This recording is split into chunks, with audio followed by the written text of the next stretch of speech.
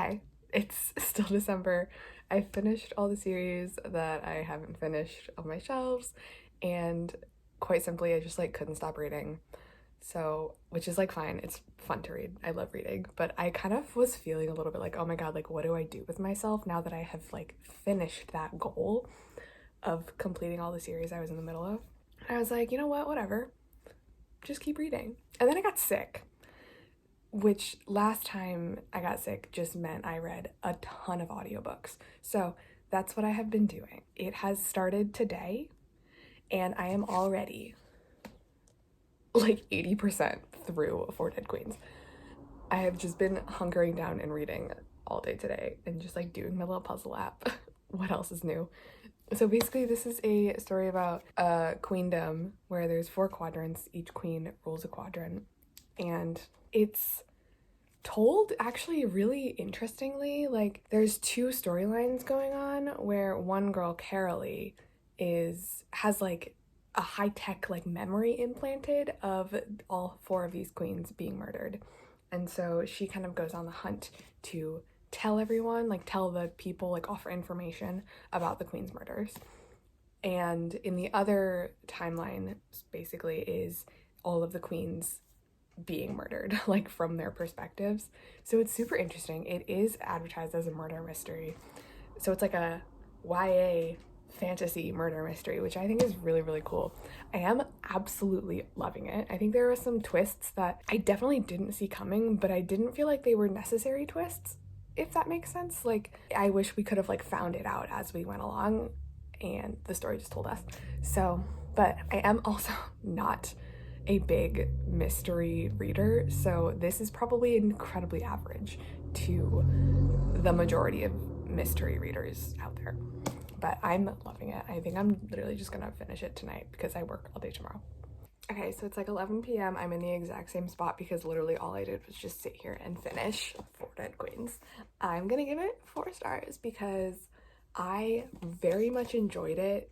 I don't think YA standalones get that much representation, which isn't like a good or a bad thing, it's just a thing I've noticed. But yeah, there aren't very many YA standalone books. So it's nice to just like have a standalone that's just a story that you get to read, that's really fun to read, that is not objectively a super amazing book. It's just like really fun to just like listen to, and especially when you're sick.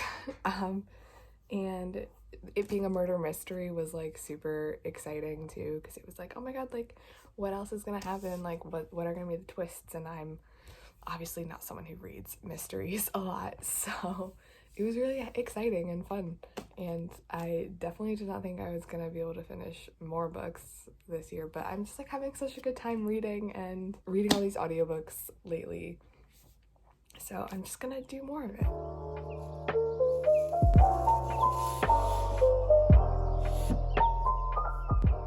Okay, so keeping with the trend of YA fantasy sci-fi standalones, I started The Ones We're Meant to Find on audio this morning. I'm like 23% of the way through. It's about 2 sisters. One is like marooned on a deserted island and like doesn't know how she got there. She's been there for like three years and like something months. And the other sister is in this like super high-tech futuristic city called an eco city, where they're like saving the last resources because like global warming. The premise is that it's a little bit like not explained well in the summary, but the sister Casey in the eco city is trying to find the sister on the deserted island. Her name's Celia, so it's a little bit weird. But other than that, yeah, they're just like trying to find each other, as the title would suggest. But I'm enjoying it, so this is the next one. So I realized that every single one of these updates has been in the same spot, but they're literally just audiobooks, and I can't bring myself to like do other things. I don't even know if this vlog is gonna see the light of day, but anyway, I'm like 68% of the way through The Ones We're Meant to Find. A big old twist just happened. I wasn't really liking it before the twist happened because it's this girl on a deserted island and she's trying to find her sister, who's like in this like big like really high-tech city. There was like a time discrepancy though, where the girl on the island has like been there for 3 years, and the girl in the sky, like in the big futuristic sky, it's not that number. So that was like suspicious, but we've kind of solved the mystery now. I think there's like a little bit of a morally gray character who's about to become bad, etc. I don't really know where it's going because, like I said, there was a pretty big twist that just happened. So yeah, I think this is pretty much like, this is like a sci-fi book, and I think if you're not into sci-fi, you wouldn't like it because it's kind of, it hinges on the sci-fi. I've heard a lot of people say that going into it, they thought that it was just like a book about sisters who are trying to find each other, but then the sci-fi element just like turned them off from it. But I am a sci-fi girly, so I am liking it more now that there's more sci-fi dystopia elements to it. So I'm expecting more twists, and it was going to be a 2-star, and now it's veering towards like a 3 or 4-star now that there's like big plot twists has happened. So that's exciting. And I'm probably just gonna hunker down and do a bunch of puzzles while I finish it. I think I only have like an hour and a half left, so again, in the same spot. This honestly might just be like a sit-down video of me talking about all these books that I'm reading nowadays. But last night I finished The Ones We're Meant to Find. I gave it 3 stars. I gave it 3 stars just because the beginning wasn't it for me, but then the twist kind of happened, and then it left on like an ambiguous note, which I don't know how I feel about. I think it was good just because I think if it had gone on further, it would have kind of just gotten really convoluted. But I liked that it was just like about like sisterhood and what it means to like be a human trying to like save the world, because it does have to do with global warming. Yeah, there's just like, it deals with a lot of like morality issues and does the human race deserve to be saved, etc, etc.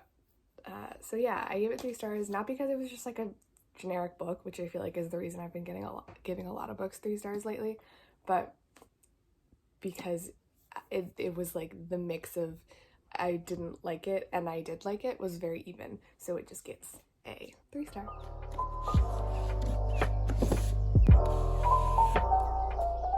I did afterwards pick up also an audio in 5 years. It's like a super quick audiobook. I think it's literally like 7 hours, which means 3.5 hours on 2 times speed. So I'm definitely gonna finish it today. I only have like 2.5 hours left. This is just One Day in December. Like, this girl, Danny, has a dream about her life in 5 years. She's with a man different than the man that she just got engaged to, her like current boyfriend. And so then like literally like 4.5 years go by, and she's like, oh yeah, like I went to therapy about it. She's just like talking about the process of her kind of like thinking about this guy, because like she's like, it was technically a dream, but it felt like really, really real. Like she's actually spent like an hour in the future. But then 4.5 years go by and she sees the man from her dream 4.5 years ago. And this is a big old spoiler, but it's literally what happened in One Day in December. She finds the man and it's her friend's boyfriend. So that's literally the same plot as One Day in December. So I'm just gonna finish it. Like, I'm vibing with the story so far. I think it's probably like One Day in December, gonna have to do a lot with platonic love of friendship, which I can only assume is the only reason why this is the second time in like a month that I am encountering a book where a girl falls in love with her best friend's boyfriend. You know, I don't know, but I'm gonna finish it and I'm gonna see what it's all about. Okay, it's been 2 hours. I finished in 5 years. I gave it 5 stars. I loved this book. I rescind my previous comment. It is not like One Day in December. It is not a romance. Like, it has romantic elements, but it's not a romance. It's a story about 2 best friends who are so intricately woven in their lives, and like the twist at the end is that like you're not like it's not a romance. That's all I have to say. It's not a romance. It's so good.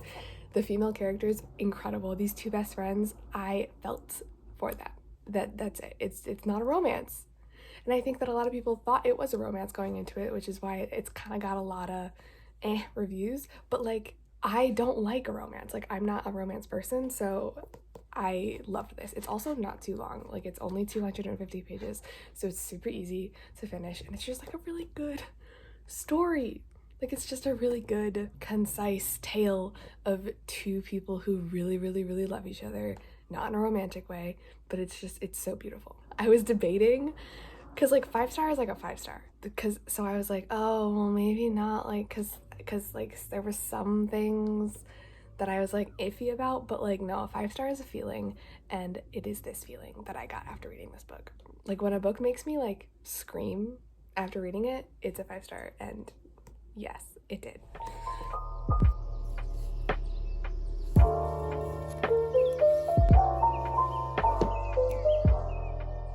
I finally started One Last Stop by the icon Casey McQuiston. They wrote Red, White, and Royal Blue, and I was honestly like really hesitant to start reading this because I wasn't sure if anything was ever going to live up to Red, White, and Royal Blue, and I was just like nervous because like Casey's such an amazing author. And I've had it in my library account like twice, and I've almost picked it up like twice before, and I've had this copy for years. So I don't know what made me like wait this long, but I picked it up yesterday. I'm like 60-ish% of the way through. I'm literally loving it so much. I don't know why I doubted them. It's literally just a warm hug, and even through like audio, I can like tell that it's Casey McQuiston's writing, which is just like so comforting. And yeah, I'm absolutely loving it. Basically, it's about a girl named August who lives in New York and sees another girl on the train, on the Q train, and they kind of just like hit it off. And the girl's name's Jane, and it's not a spoiler because it's in this summary, but honestly I think it's better if you go into it blind. Basically, the girl is like frozen in time and is like from the 70s.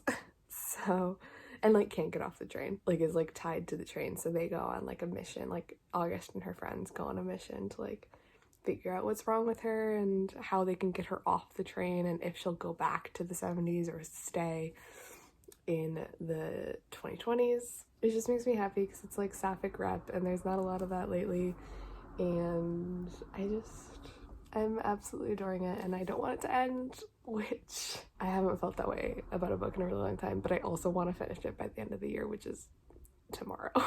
But I'm really tired right now, so I'm probably gonna go to bed, but I also can't stop listening to it, but I also don't want it to end. Yeah, probably another 5 star. Something really horrific would have to happen for this not to be a 5 star right now. It's New Year's Eve. I finished One Last Stop. It's obviously a 5 star. Like, there's nothing else to really say.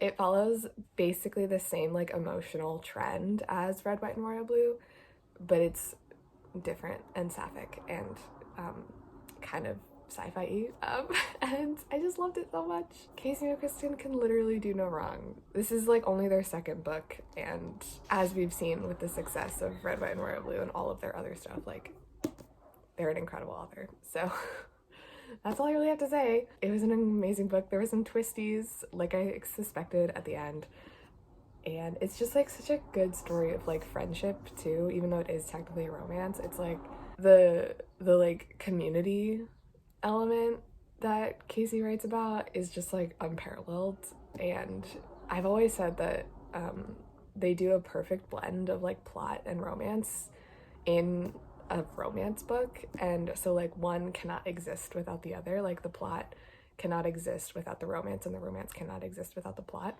and it's absolutely true with this book.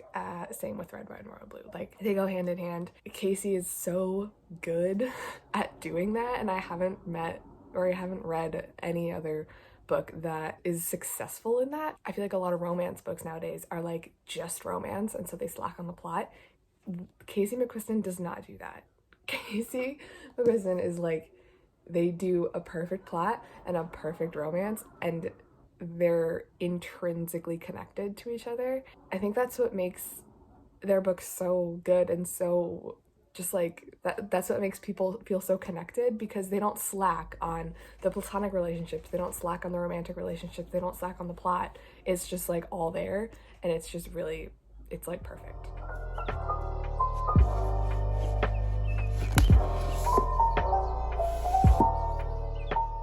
So that's officially the end of my reading year. I didn't expect it to read all these bonus books, like bonus books. I totally was just like, yeah, I'm gonna finish Kingdom of Ash and then that's gonna be the end of the year. But I literally couldn't stop reading, which is fine. I love reading. So, and I'm so glad I ended it like on a high. Like I had been wanting to read One Last Stop for such a long time, and just like these like really chill standalone books, which were just perfect to just really quickly listen to on audio and like end the year in a really chill way. And it's exciting that 2 of them are 5 stars. Kind of like unexpected 5 stars too. I definitely thought that in 5 years and One Last Stop were not going to be 5 stars. So yeah, I'm really happy with myself and I'm proud of myself, which I think is the overarching thing that I'm feeling. Happy 2024. I'm definitely going to continue this in the new year. I'm just like super into reading again, which I'm really excited about. So I'm definitely going to continue to make these videos, and Happy New Year. But remember, don't hesitate to call on me